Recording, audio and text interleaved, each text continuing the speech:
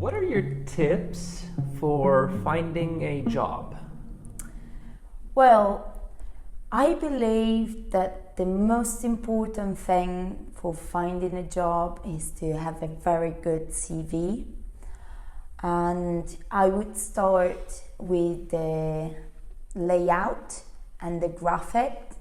So you want your CV to be not too long, but also not too short either. So even if it's the first job, even if you never worked before, or if it's the first job that you're doing and you want to change, it's good to put as much as possible of your experience, and not just your work experience, but your life experience as well. So, do you have any hobbies?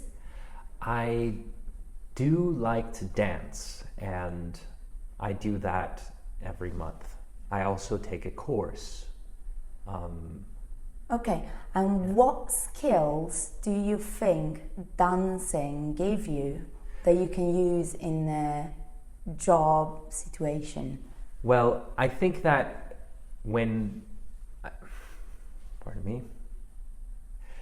I think that dancing helps me speak with other people, and it makes me overcome nervousness.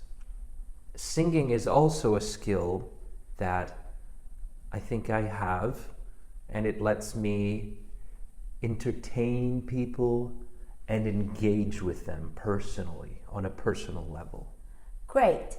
So when you talk about your skills in your CV, you can put that you are extrovert and you're very good at communicating, you're very good at team working, because usually when you dance, you do a choreography with your classmates. So every time you have to do your CV, think of the skills you have in other contexts as well and make them relevant to your job. And regarding the graphics, do you think would be, if you have to choose between two CVs, would you use a CV which is just black and white, or would you use one that has colors and it has that is nicely presented? I think that for a CV, depending on the job, there we go. I might want to keep maybe some colors, but keep it basic. So I don't want it to have a million different colors, red, blue, yellow, green, just maybe blue and white, or red and, like beige or black or gray. Something simple. But what about the picture? What kind of picture should I put in my CV? I think surely a picture where you are smiling. Okay. I wouldn't use a picture where you're too serious, even if it's a job that you have in a bank, because there's still it shows that you might have empathy, and usually a person who's smiley, it's easier to get along with other people, because when they choose a person, it's very important they get along with the colleagues. But I would try not to use maybe a black and white, and I wouldn't take a picture in a park, for example, or with a very messy background. I would use maybe as you are right now, with a plain background. Okay.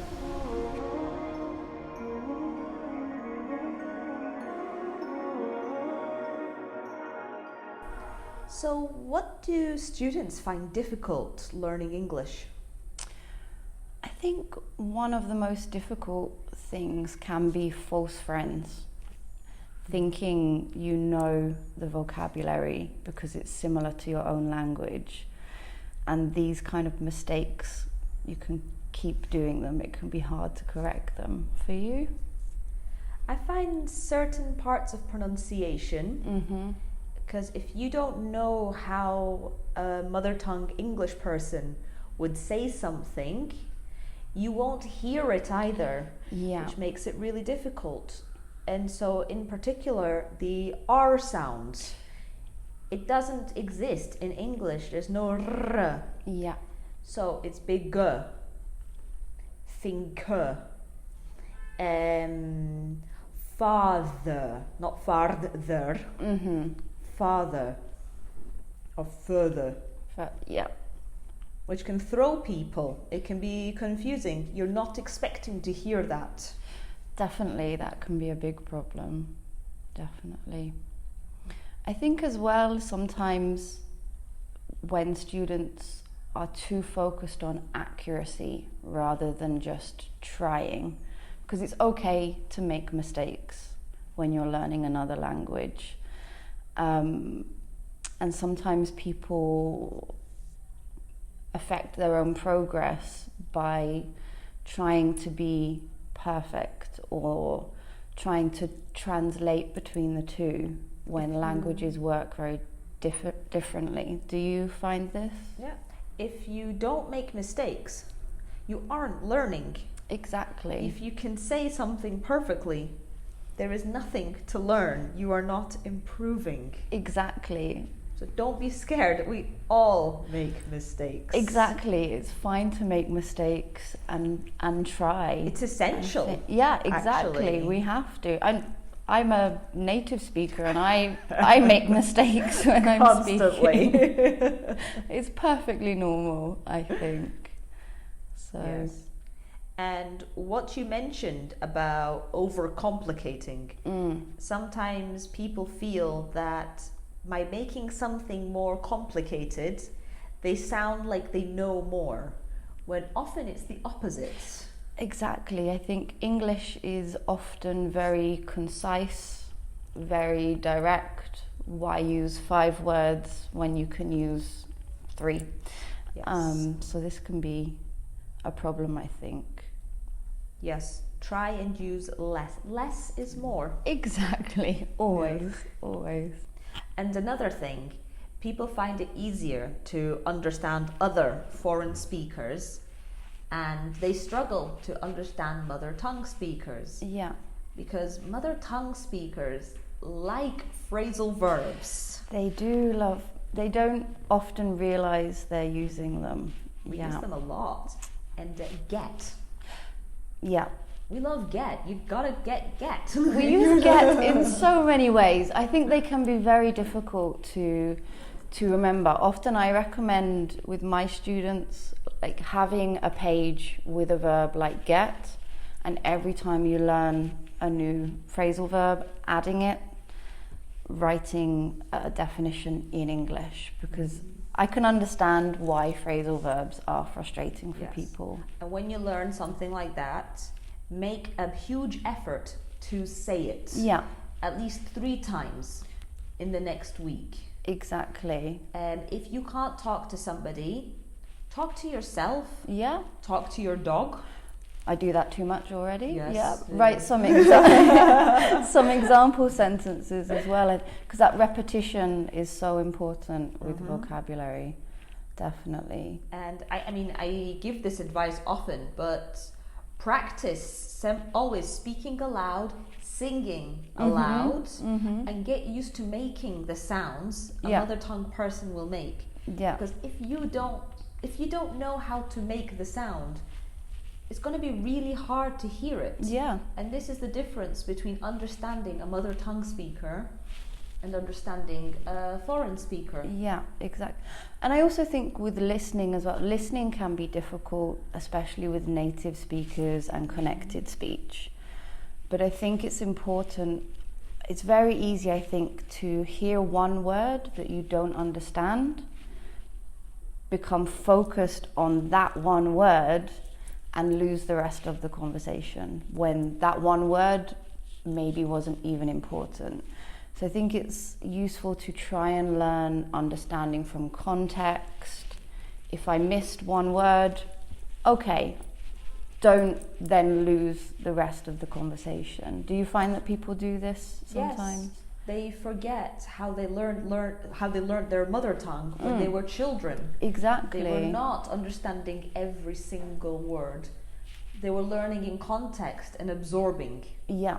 And I mean, if you find something that you don't know and it's one, you can always stop somebody and ask for clarification. Exactly. But don't get caught up. If it's a whole conversation, Yeah. relax. Exactly. And I think with native speakers, don't be afraid to ask them, can you repeat that? I didn't understand. I do that sometimes when I'm traveling around England and there's different accents, and I think, no, okay, can you repeat that? Can you slow down? There's particular accents that are very tough. Yeah. Glaswegian Not, would be one. yeah, exactly. And I grew up in Edinburgh for the first 11 years of my life, and Glaswegian is really, really difficult. Yeah. Scouse, the Yes. accent from Liverpool. Yeah. And for the Americans, when I was in America, a lot of places in the south, in the southern states, nothing. No, exactly. I struggled. No, and It's so normal. it is very normal. I mean, I think as well, when you're listening, when you're watching television programs, use subtitles, you know. But I always say, use the subtitles in English, not your own, Yes. because then you're learning to understand the connected speech and what they're saying. I think that's very important. Do you think that's a good way for people? Absolutely, absolutely. You're not learning if you have your own language subtitles. You already speak your own language. Exactly. And so I honestly would think it's better to watch the thing entirely in your language first and then watch it again in Yeah. English. Yeah, I agree. Better than watching in English with your subtitles. Yeah.